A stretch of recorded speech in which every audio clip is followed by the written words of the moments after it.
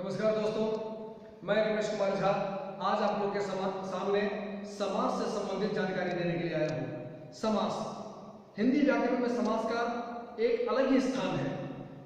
जैसा कि आप सभी जानते हैं, समास हमारे शरीर हिंदी की सारी परीक्षाओं में समास से संबंधित प्रश्न जरूर पूछे जाते हैं।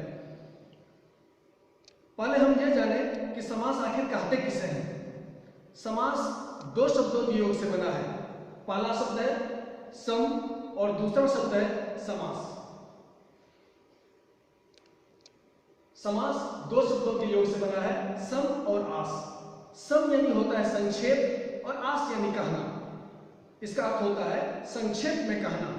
आप इसकी परिभाषा लिख सकते हैं कि दो या दो से अधिक शब्दों को संक्षेप में लिखने या बोलने की क्रिया को समास कहते हैं। क्या लिखेंगे? दो या दो से अधिक वर्ण शब्दों को संक्षेप में लिखने या बोलने की क्रिया को समास कहते हैं। ध्यान दीजिएगा, इसमें दो या दो से अधिक वर्ण नहीं है, दो या दो से अधिक शब्द है। जैसे उदाहरण में हम देखते हैं, बैलों द्वारा खींची जाने वाली गाड़ी, बैलगाड़ी।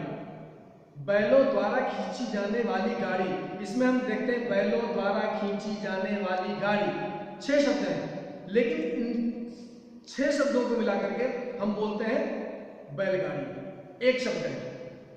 हाथ के द्वारा लिखित, हस्तलिखित, यानी कई शब्द हैं, उनको मिलाकर के हम एक शब्द में बोलते हैं, उससे ही हम समास करते हैं। किसी भी व्यक्ति को आप यह कह सकते हैं कि इस बात को आप मुझे समास में कह के बताइए। समास यानी संक्षेप, संक्षेपीकरण जो होता है वही समास कहलाता है। यदि शिक्षक आपको कक्षा में पढ़ा रहा है, बहुत विस्तार रूप से समझा है, आप उसको बोल सकते हैं कि सर आप प्लीज मुझे इसे समास में कह के बताइए। समास यानी संक्षेप। इसमें देखते हैं समास में दो पद होते हैं। पहला पद जो होता है वह पूर्व पद और दूसरा पद जो होता है वह उत्तर पद कहलाता है। कभी भी समास पढ़ाते समय इस बात को ध्यान में रखा जाता है कि पहले वाले पद को पूर्व पद और दूसरे वाले पद को उत्तर पद। जैसे बैलगाड़ी में बैल पूर्व पद है और गाड़ी उत्तर पद है। आगे चलते हैं। परिभाषा जैसे कि मैंने आपको पहले भी बताया, दो या दो से अधिक शब्दों को संक्षेप में लिखने या बोलने की क्रिया को समास कहते हैं। जैसे उदाहरण के द्वारा हम समझाते हैं, हाथ के द्वारा लिखित या हस्त के द्वारा लिखित। हस्त यानी हाथ, हाथ के द्वारा लिखित, हस्त लिखित। अब इसमें हस्त शब्द जो है वो पूर्व पद है और लिखित शब्द जो है वो उत्तर पद है। नीला है कंठ जिसका, नीलकंठ। नीला है कंठ जिसका, यह समास का विग्रह है। और समास यदि हम करते हैं तो नीलकंठ कहते हैं। इसमें नीलकंठ, नील यानी नीला जो इसमें पूर्व पद है, और कंठ यानी गला, तो कंठ शब्द जो है इसमें उत्तर पद है। नीलकंठ यानी मोर भी होता है और नीलकंठ शिव को भी कहा जाता है, जिसके बारे में हम अगले समास में पढ़ेंगे। पहले मैं आपको बता दूं कि समास विग्रह किस प्रकार से होता है, पूर्व पद क्या होता है और उत्तर पद क्या होता है। विद्या के लिए आलय, विद्या के लिए आलय, यह समास विग्रह है, इसको हम बोलेंगे विद्यालय। यह समास शब्द है। इसमें विद्या शब्द जो है वो पूर्व पद है और आलय जो है उत्तर पद है, क्योंकि विद्या को पहले लिखा जाता है, पूर्व में लिखा जाता है, इसीलिए पूर्व पद, और आलय बाद में लिखा जाता है। बाद यानी उत्तर, उत्तर यानी बाद, तो ये उत्तर पद हो गया। अब चलते हैं हम ऊपर के उदाहरण से। हमने जाना कि कई शब्दों के प्रयोग से जो अर्थ प्रकट होता है वही अर्थ एक शब्द के द्वारा भी प्रकट होता है। मुख्य रूप से समास के 6 भेद होते हैं। मुख्य रूप से समास के 6 भेद होते हैं। वैसे तो समास और भी होते हैं, लेकिन मुख्य रूप से यदि हम देखें, आपके सिलेबस में भी, आपके कोर्स में भी जो है वह समास मुख्य रूप से 6 है। अब इसमें हम देखते हैं कौन कौन से हैं। इसको याद करने का एक ट्रिक है, जैसे कि मैंने आपको बताया था कि ट्रिक भी बताऊंगा। इसमें एक ट्रिक है, इसको आप देखेंगे, किसी से यदि जानकारी लेते हैं, पूछेंगे समास कितने होते हैं, तो आप अपने दिमाग में याद कर लीजिए कि अब तक कितनी लड़ाइयां हुई हैं। विश्व युद्ध कितने हुए हैं? 2। प्रथम विश्व युद्ध और द्वितीय विश्व युद्ध। अब तक कितनी लड़ाइयां हुई हैं? 2 हुई हैं। लड़ाई को हिंदी में द्वंद्व भी कहा जाता है। द्वंद्व यानी लड़ाई। तो अब तक यानी अभी तक, द्वि यानी दो, द्वंद्व यानी लड़ाई, अब तक दो लड़ाइयां हुई है। कितनी? अब तक द्विद्वंद्व यानी अब तक दो लड़ाइयां। इसको आप दिमाग में ट्रिक के रूप में बना लीजिए, अब तक द्विद्वंद्व। अब इसकी परिभाषा हम आगे चलते हैं, ट्रिक को आगे यदि हम ले चलते हैं तो देखते हैं। अ मतलब होता है अव्ययी भाव समास। अब तक द्विद्वंद्व में अ मतलब अव्ययी भाव समास, ब यानी बहुव्रीहि समास, अ यानी अव्ययी भाव समास, ब यानी बहुव्रीहि समास, त यानी तत्पुरुष समास, अब तक, क यानी कर्मधारय समास। देख लीजिए, अब तक, अ यानी अव्ययी भाव समास, ब यानी बहुव्रीहि समास, त यानी तत्पुरुष समास, क यानी कर्मधारय समास, और द्वि यानी होता है द्विगु समास।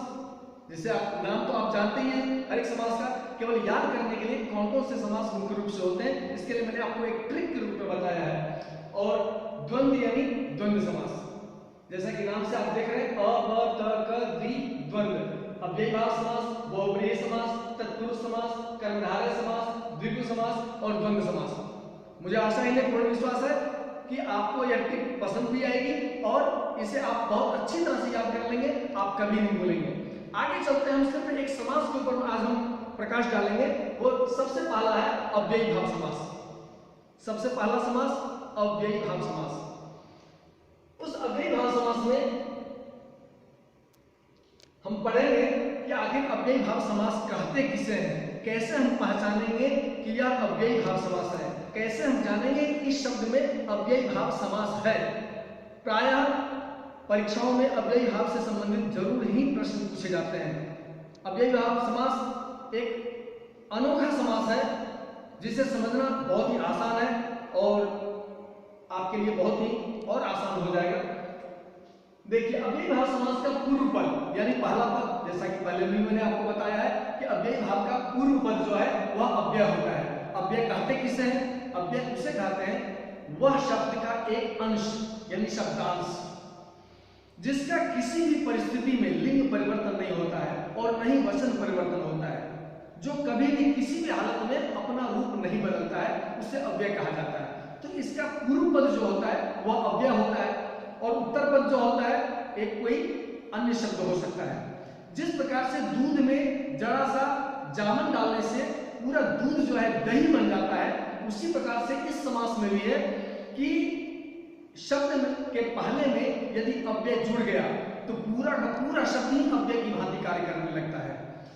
देखते हैं, ध्यान रखिए, अव्ययी भाव समास का प्रत्येक शब्द जो है कोई न कोई क्रिया विशेषण भी जरूर होता है। क्रिया विशेषण एडवर्ब, जिसे इंग्लिश में कहा जाता है, वो एडवर्ब जरूर होगा, क्रिया विशेषण।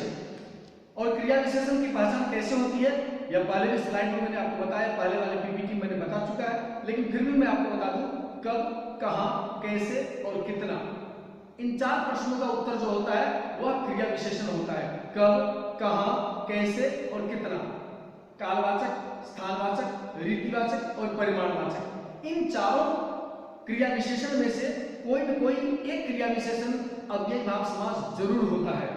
दो तरह से समझेंगे, पहला या तो इसके पहले में, इसके पूर्व पद में कोई एक अव्यय होगा और जब दोनों पद आपस में मिल जाएंगे तो पूरा का पूरा शब्द अव्यय तो हो ही जाता है, एक कोई क्रिया विशेषण के रूप में भी वह हो जाता है। देखते हैं उदाहरण के रूप में, जैसे आज जन्म, आज जन्म यानी जन्म भर, आज इसमें अव्यय है और जन्म शब्द है, इसमें जन्म में जब आ लग गया तो ये हो गया आजन्म यानी पूरे जीवन, जीवन भर।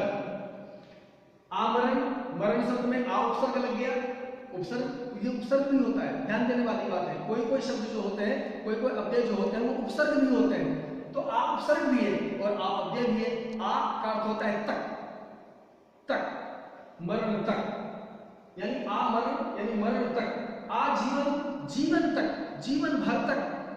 निडर, नी उपसर्ग भी है और इसमें डर शब्द में नी उपसर्ग लग गया यानी नी अव्यय लग गया तो यह हो गया डर से रहित, निडर।